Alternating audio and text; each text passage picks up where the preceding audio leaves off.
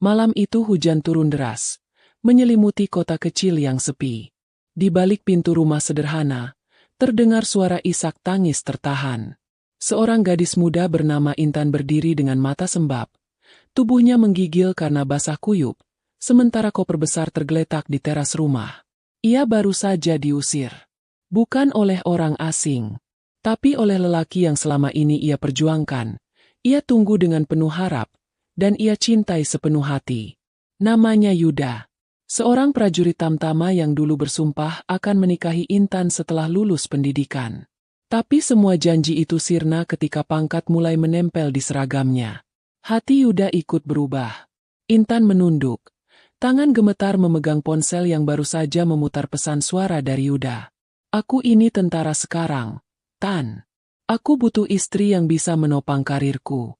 Bukan perempuan kampung yang gak punya apa-apa. Pesan itu seperti pisau yang mengiris pelan-pelan harga dirinya.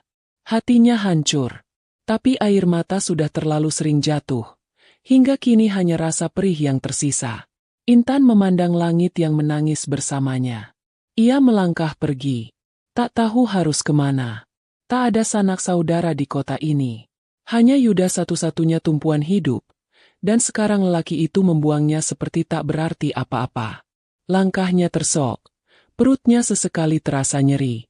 Ia belum sempat makan sejak siang. Dan ia baru tahu 2 minggu lalu bahwa ia tengah mengandung. Ya, Intan mengandung anak Yuda. Anak dari lelaki yang kini menjadikan dirinya aib. Dan di saat tubuhnya melemah, dunia seperti ikut meremukkan dirinya. Ia tak kuat lagi. Tubuhnya limbung. Pandangannya gelap, dan ia pun ambruk di trotoar jalan. Seseorang menghentikan mobil tak jauh dari situ. Seorang pria berseragam rapi turun tergesa. Wajahnya tegas, tapi matanya menunjukkan kepanikan. Mbak, bangun. Pria itu mengangkat tubuh Intan yang lemas. Ia melihat wajah pucat gadis itu, dan tanpa pikir panjang membawanya masuk ke dalam mobil. Ia menancap gas menuju rumah sakit terdekat. Di perjalanan, pria itu sesekali menoleh ke arah Intan. Ada sesuatu dalam dirinya yang terusik. Perempuan ini tampak sangat menderita. Namanya Adrian. Kapten Adrian, perwira muda yang baru saja pindah tugas ke kota kecil ini. Ia tak menyangka, malam pertamanya di kota ini akan menjadi awal dari sesuatu yang jauh lebih besar. Sesampainya di rumah sakit, Intan langsung mendapat perawatan. Adrian menunggu di luar ruang UGD. Ia menatap jam tangan, gelisah, padahal ia bahkan belum mengenal siapa perempuan itu. Tapi hatinya berat untuk pergi. Dokter keluar dengan wajah serius. Dia hamil dan sepertinya sudah stres berat. Tapi kondisinya stabil sekarang. Adrian mengangguk pelan. Ia masuk pelan-pelan ke ruang rawat. Intan masih terbaring dengan infus di tangan. Matanya terbuka setengah, menatap Adrian dengan bingung. Kamu siapa? Gumamnya lemah. Adrian tersenyum tipis. Saya Adrian. Tadi saya lihat kamu jatuh di jalan. Sekarang kamu aman di rumah sakit. Istirahat saja dulu. Intan tak menjawab. Matanya kembali terpejam. Tapi air mata mengalir perlahan dari sudut matanya. Adrian duduk di kursi dekat ranjang. Dalam hatinya muncul banyak tanya. Siapa perempuan ini? Kenapa ia sendiri malam-malam begini, dalam keadaan hamil, dan menangis seperti menanggung luka yang sangat dalam? Namun satu hal pasti, malam ini, hidup Adrian berubah. Karena takdir baru saja mempertemukannya dengan seorang perempuan yang akan mengguncang hidupnya, dan mengubah takdir banyak orang. Intan, yang baru saja dibuang. Tak tahu bahwa Allah tengah mempersiapkan pelindung baru dalam hidupnya. Seseorang yang tak hanya akan merawat lukanya, tapi juga mencintainya lebih dari yang pernah ia bayangkan.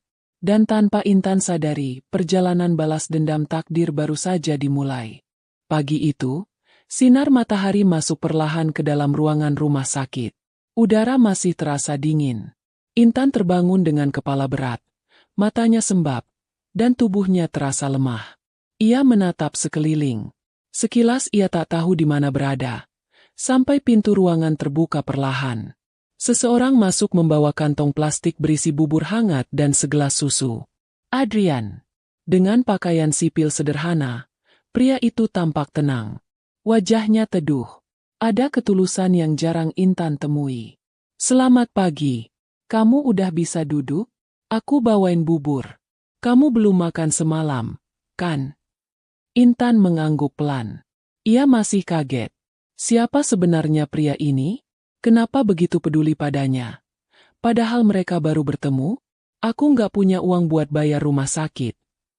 Ucap Intan pelan, menunduk malu. Adrian tersenyum. Kamu istirahat aja dulu. Nanti kita pikirkan pelan-pelan. Sekarang, kamu butuh pulih. Air mata kembali menggenang di mata Intan. Bukan karena sedih, tapi karena ia tak percaya. Di saat semua orang menjauhinya, ada seorang asing yang begitu baik hati. Hari demi hari berlalu. Adrian terus datang menjenguk. Bahkan ia mengurus administrasi rumah sakit, menyewakan kamar kos sementara untuk Intan, dan membelikannya kebutuhan pokok. Tanpa pamrih, Intan sempat menolak bantuan itu. Tapi Adrian berkata tegas, "Aku bukan bantu karena kasihan. Aku bantu karena aku percaya Allah sengaja mempertemukan kita. Dan kamu bukan perempuan sembarangan. Kamu kuat, Tan. Terlalu kuat untuk terus disakiti." Kata-kata itu menghujam hati Intan. Ia kembali menangis. Tapi kali ini, tangisnya bukan karena luka, tapi karena ia merasa dihargai. Beberapa minggu kemudian, Adrian mengajak Intan ke sebuah tempat. Ternyata itu adalah yayasan milik keluarganya yang bergerak di bidang pendidikan dan pemberdayaan perempuan. Kamu bisa bantu di sini. Nggak berat kok. Cuma ngelola administrasi dan bantu anak-anak. Gajinya juga cukup. Lumayan buat nabung. Intan menatap bangunan itu dengan tak percaya. Dulu, ia tak pernah punya pekerjaan tetap. Sekarang, seseorang yang bahkan tak memiliki ikatan dengannya, justru membuka jalan baru untuk hidupnya. Ia mengangguk, lalu berbisik lirih. Terima kasih, Mas Adrian. Aku nggak tahu harus balas dengan apa. Adrian menatapnya dalam. Ia menggeleng pelan. Nggak usah balas apa-apa, Tan. Cukup jangan nyerah. Itu aja. Hari-hari Intan mulai berubah. Perlahan ia bangkit, belajar tersenyum, belajar mengenal dunia yang selama ini terasa gelap baginya. Kehamilannya makin membesar. Tapi kali ini, ia menjalaninya dengan kekuatan baru. Sementara itu, di tempat lain, Yuda sedang duduk di sebuah kafe mewah bersama Vira, kekasih barunya. Namun suasana di antara mereka tak hangat. Vira terlihat bosan, sibuk menatap ponsel. Mas, kamu kapan naik jadi perwira? Kok pangkatmu nggak naik-naik sih? Yuda tersedak kopi. Ia tertawa kecil menutupi rasa malu. Butuh waktu. Sayang, kan nggak instan. Vira mendesah. Aku kira kamu udah bisa bawa aku keliling luar negeri. Tapi kayaknya kamu cuma, ya, biasa-biasa aja. Kata-kata itu membuat Yuda tercekat. Ia sadar, Vira mulai menunjukkan siapa dirinya yang sebenarnya. Tapi ia pura-pura tidak peduli. Ia masih percaya bahwa pilihannya sudah benar. Bahwa meninggalkan Intan adalah langkah tepat. Namun ia tak tahu. Di saat ia mengejar ilusi bersama wanita bermuka dua, Intan justru sedang menapaki kebahagiaan yang tulus bersama seseorang yang tak hanya mencintai, tapi juga menghormatinya. Beberapa bulan kemudian, saat Intan hendak pulang dari yayasan, Adrian menghampirinya. Ia membawa sebuah bingkisan kecil. Tan, aku mau ajak kamu makan malam. Nggak usah formal. Cuma aku pengen kamu tahu sesuatu. Intan terdiam. Jantungnya berdebar. Ada sesuatu dalam sorot mata Adrian malam itu. Sesuatu yang membuat langkahnya terpaku. Adrian mengajaknya ke sebuah restoran yang tenang. Di meja makan, Adrian menatap Intan dalam diam cukup lama. Aku tahu mungkin ini terlalu cepat. Tapi setiap hari, aku semakin yakin. Aku nggak peduli masa lalumu. Aku tahu kamu hamil. Dan aku juga tahu kamu perempuan paling kuat yang pernah aku temui. Suasana mendadak hening. Adrian menghela napas, lalu berkata pelan, Tan, izinkan aku mendampingi kamu. Gak cuma sebagai teman, tapi sebagai suami. Intan menatapnya dengan mata yang mulai berkaca-kaca. Suara musik di restoran terdengar sayup. Dunia seperti berhenti sejenak. Ia tak tahu harus menjawab apa. Yang ia tahu, untuk pertama kalinya, Allah memberinya kesempatan kedua untuk bahagia. Namun di balik semua itu, badai besar belum berlalu. Karena tanpa mereka tahu, Yuda mulai merasa ada yang hilang. Dan dalam waktu dekat, masa lalu itu akan kembali mengetuk pintu dengan cara yang tak disangka-sangka. Waktu berjalan cepat. Kehamilan Intan sudah memasuki bulan ke-8. Wajahnya semakin bersinar. Tak lagi seperti gadis putus asa yang ditemukan di jalan malam itu. Kini ia tersenyum lebih sering, tertawa lebih lepas, dan percaya bahwa dirinya layak untuk bahagia. Adrian tak pernah absen menemani. Ia mengantar dan menjemput Intan dari yayasan. Ia membelikan vitamin, perlengkapan bayi, bahkan diam-diam menyewa jasa bidan terbaik di kota untuk mendampingi proses persalinan nanti. Tapi di balik semua perhatian itu, ada pergolakan dalam hati Adrian. Ia tahu apa yang dirasakannya pada Intan bukan sekadar empati, tapi cinta. Cinta yang tumbuh perlahan, tumbuh dari kekaguman, dan kini berakar dalam. Suatu sore, Adrian berdiri di balkon rumahnya, menatap langit senja.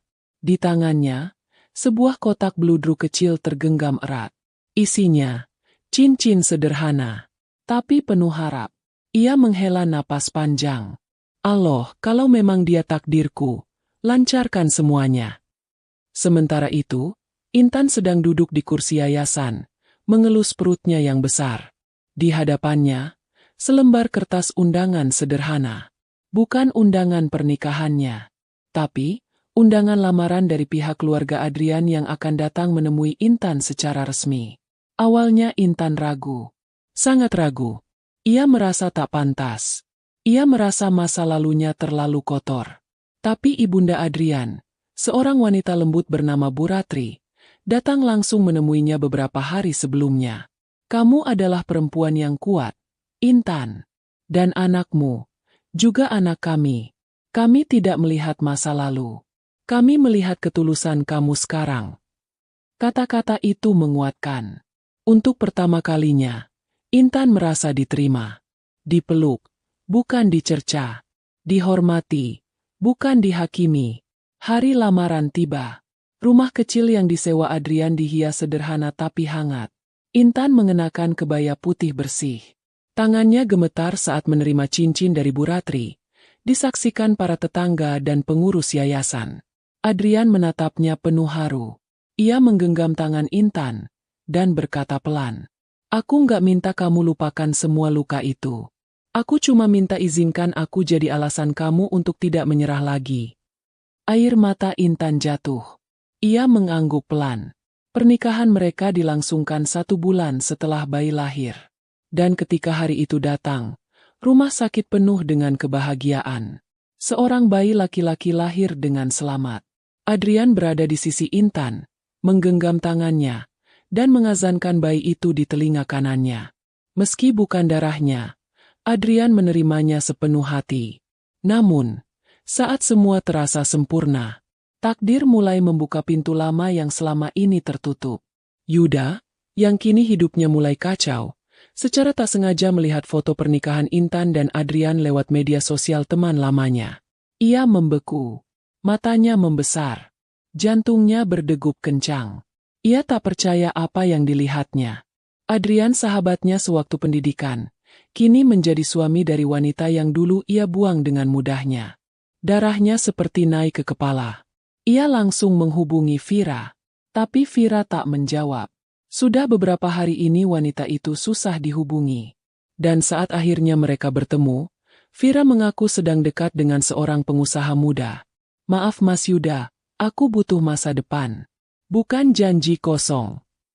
Kata-kata itu membuat Yuda makin tersungkur. Ia telah kehilangan semuanya. Dan baru kini ia menyadari satu hal. Perempuan yang ia remehkan dulu, ternyata adalah yang paling berharga. Ia mulai mencari informasi tentang Intan. Dan pada suatu malam, Ia nekat datang ke rumah kecil tempat Intan dan Adrian tinggal. Pintu rumah diketuk. Adrian yang membukanya. Yuda berdiri di hadapan pria itu, dengan tatapan campur aduk antara marah, iri, dan menyesal. "Hai, Adrian," katanya kaku. Adrian terdiam, lalu tersenyum dingin.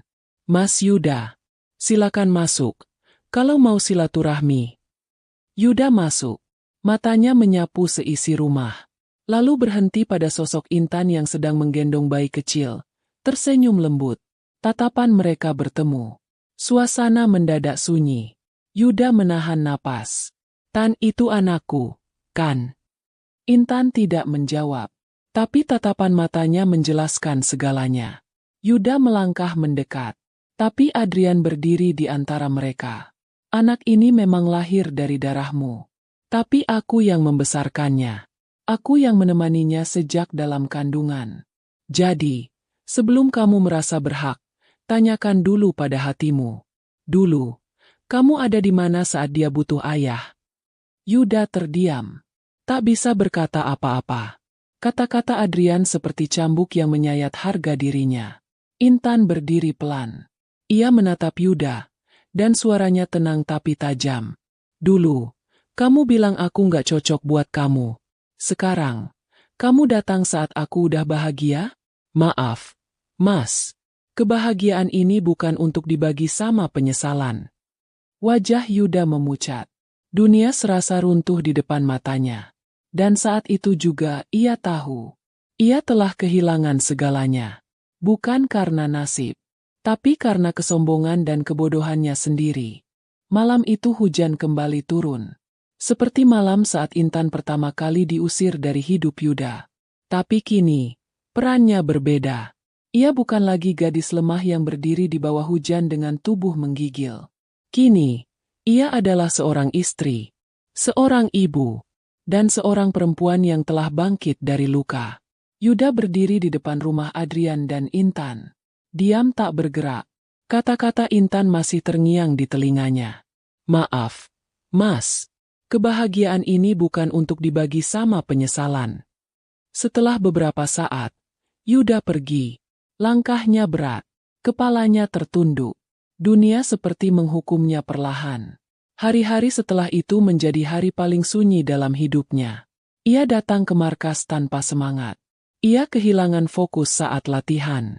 Rekannya mulai menggunjing. Bahkan atasannya memberi teguran keras karena kinerjanya menurun drastis. Vira, wanita itu sudah hilang dari hidupnya. Terakhir kali mereka bertemu, Vira berkata tanpa ragu, "Aku nggak pernah cinta kamu, Mas. Aku cuma butuh status. Tapi ternyata kamu pun bukan siapa-siapa." Kata-kata itu menghantam Yuda lebih keras dari tamparan. Ia kembali ke kontrakan sempitnya. Duduk di sudut kamar. Menatap kosong ke dinding. Untuk pertama kalinya, Yuda merasa benar-benar sendiri. Dan rasa sepi itu berubah menjadi sesak. Rasa bersalah yang menumpuk perlahan menjadi jerat. Ia menatap foto lamanya bersama Intan. Foto yang dulu ia abaikan. Kini menjadi penyesalan yang menghantui setiap malamnya. Sementara itu, Intan semakin bahagia menjalani hidup baru bersama Adrian. Bayi mereka tumbuh sehat, diberi nama Aidan. Setiap pagi, Adrian selalu mencium kening Intan sebelum berangkat dinas. Di sore hari, mereka jalan-jalan kecil ke taman dekat rumah. Tetangga pun mulai mengenal mereka sebagai keluarga harmonis. Banyak yang tak tahu kisah kelam Intan dulu. Tapi itu tak lagi penting. Yang penting adalah sekarang. Namun satu hari, Adrian menerima sebuah surat panggilan dari markas besar. Ia dipromosikan. Dipindah tugaskan keluar kota untuk pendidikan lanjutan perwira selama 6 bulan. Intan sempat kaget. Tapi ia tersenyum mendukung. "Aku nggak apa-apa, Mas. Aku sama Aidan bisa sendiri. Yang penting, kamu hati-hati di sana." Adrian memeluk mereka berdua erat. Tapi jauh di lubuk hatinya, ia cemas.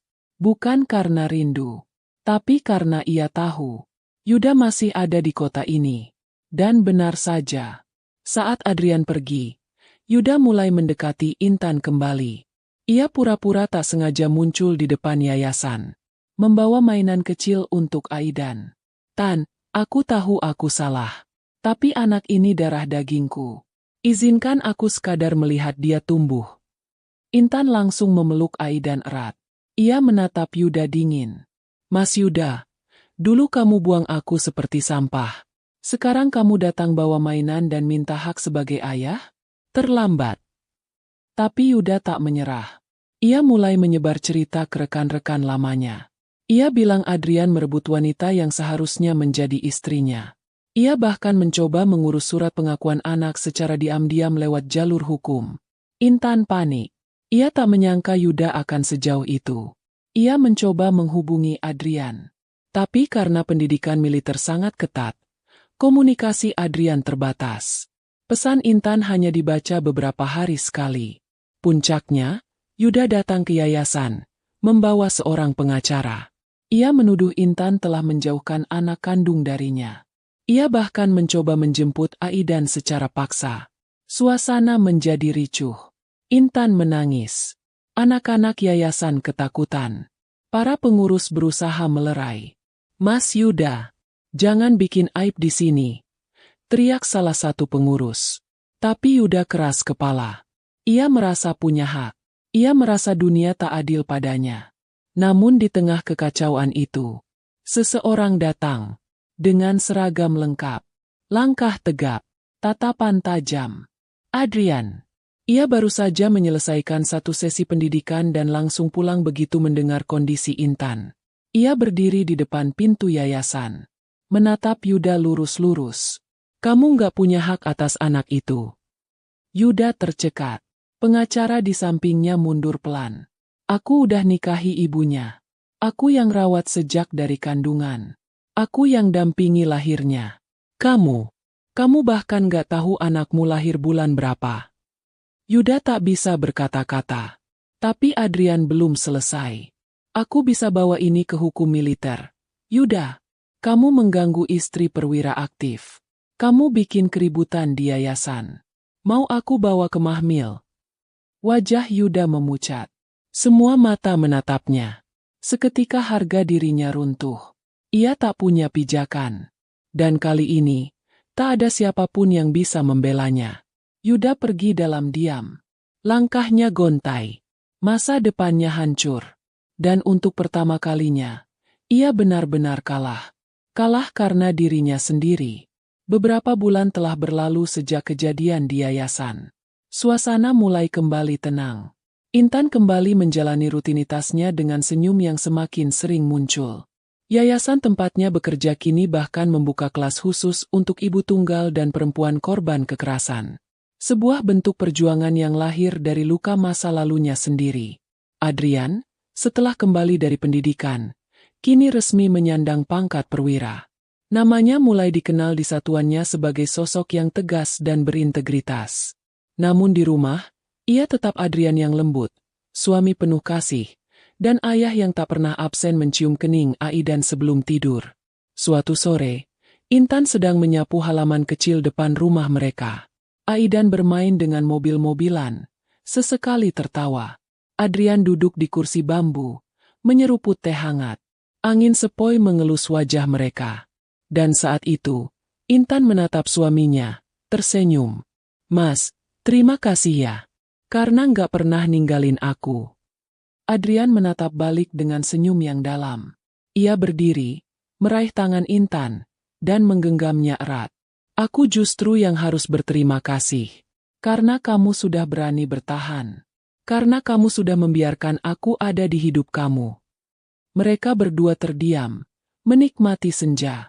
Tak perlu banyak kata. Karena luka mereka kini telah berubah jadi kekuatan. Sementara itu, jauh di tempat lain, Yuda berdiri di depan cermin. Wajahnya tirus. Tatapan matanya kosong. Setelah kasusnya diselidiki oleh atasan, ia dijatuhi skorsing. Karir militernya hancur. Nama baiknya tercoreng. Ia tak lagi punya siapa-siapa. Vira pergi. Rekan-rekan menjauh. Bahkan keluarganya pun kecewa. Dan di malam-malam yang sepi itu, hanya ada satu hal yang terus terngiang di kepalanya. Suara Intan. Kebahagiaan ini bukan untuk dibagi sama penyesalan. Ia sadar. Semua ini adalah buah dari perbuatannya sendiri. Karma itu nyata. Dan ia datang bukan dengan suara keras, tapi dengan kesepian yang menggigit perlahan.